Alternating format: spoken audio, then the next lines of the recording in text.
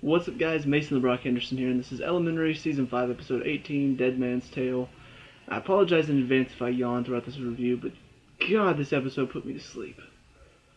So, let's talk about it, because once again we have another episode where we hardly are given any clues as to how to figure out this case, which on the outside of it, you hear this idea for a case. You have a hidden treasure, and all of a sudden there's a guy who wants to find it, but he got there and there wasn't a treasure, but there was evidence that somebody had already taken it, and they find the guy who took it, and then found out that he was sold this logbook that gave him the information on how to get it, and then they find the girl who's not even out of high school yet is the one that acted as the middleman to sell it to this guy.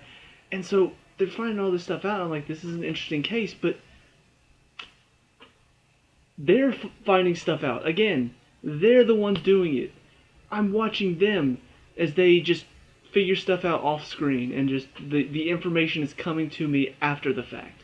They're talking to this one woman who apparently bought a flag that was supposed to be like a pirate flag or something like that, and then they just start spouting out all this information that they'd found out about her, about how she was trying to stop this expedition, she was trying to stop all the stuff that they were doing, all the diving and all that stuff. They just start spouting all this information out. I'm like, how'd you figure this out? I wish I knew, but no. I always find out after the fact. I find out after they've dug up the information. The mystery shows that are good mystery shows show me the information as they're finding it out. They show me whenever they're in front of a computer.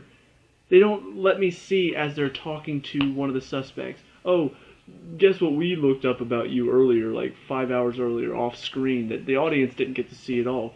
It's just stupid. And then on top of that, God, the Shinwell stuff is just so uninteresting now. Like, I was wondering what's going to happen, now the fact that they found out that the brother's the one that shot at Shinwell. What are they going to do? What's going to happen with the brother? Is he going to be like the bad guy or something? They just say, oh, you shot at Shinwell? Bye. Thanks for showing up in our show for an episode or two. And then Shinwell all of a sudden becomes like a bad guy because he killed Jamil or whatever his name is. Apparently Sherlock's like, he's a cold-blooded killer, he needs to be punished for it.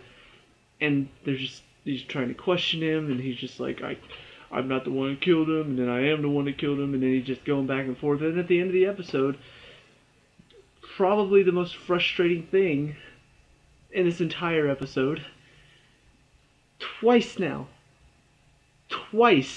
Sherlock Holmes has been snuck up on from behind. Twice. Earlier this season, there was that one episode where the guy was holding the girl hostage and was using her as like a slave. Sherlock pickpocketed his phone, and then he's looking at the stuff, and all of a sudden the guy sneaks up from behind him to steal the phone back. I'm like, Sherlock Holmes snuck up on from behind. The Sherlock Holmes, the greatest detective that ever lived, snuck up on from behind.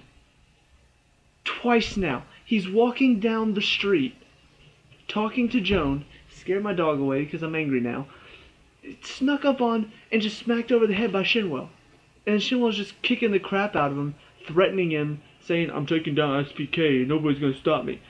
Where's the drama in this? Where's the mystery in this? Think about this, okay? Just think about this for a second. Sherlock Holmes is the world's greatest detective. What have they put him up against this season? Well, there's this guy named Shinwell, who apparently is trying to change his life around. Well, now he's a CI for the police. He's trying to take down the SPK, trying to take down the people that ruined his life. Well, now we figured out that apparently he killed for the SPK. He killed his best friend for them way back when, and now he's out of prison. Well, now the story is Sherlock wants to put him away because of the fact that he's a murderer, while he's trying to take down the SPK. So, yeah, let's just think about that for a second. Does that feel like something Sherlock Holmes should go up against?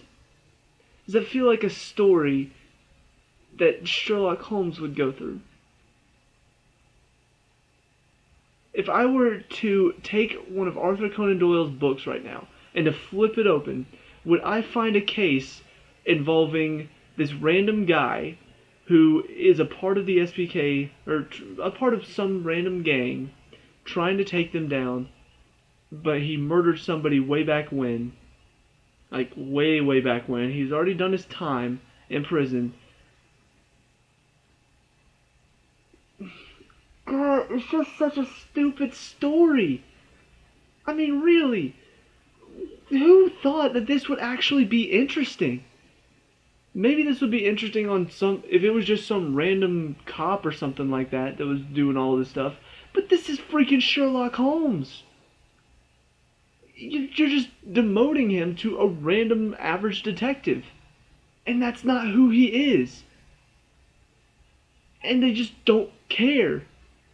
They do not care that they are turning him into the most average detective in the world, and the story he's involved in now is one of the most average stories I've ever seen in any type of show like this. And any sort of mystery show. Where's the mystery? There is none. We already know Shinwell killed the guy. He's trying to take down the SPK now. There's no mystery in that. There's no sort of, oh, what's going to happen, guys? I know what's going to happen. Sherlock is going to try to stop him because he thinks he belongs in jail. And at the end of the season, Shinwell's going to end up stopping the SPK. Sherlock's going to realize, oh, maybe people can change. And that's all it's going to be about. Is Sherlock realizing people can change. Isn't that great, Sherlock? You learned a moral today.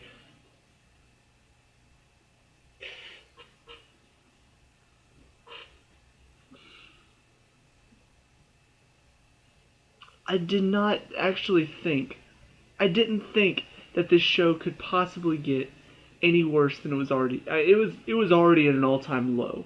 It was already terrible. The cases were boring. The stuff with Shinwell was boring. Now it's like they feel like, ooh, the Shinwell stuff, guys, isn't it getting good? Isn't the Shinwell stuff getting really, really good? That's what they're trying to do.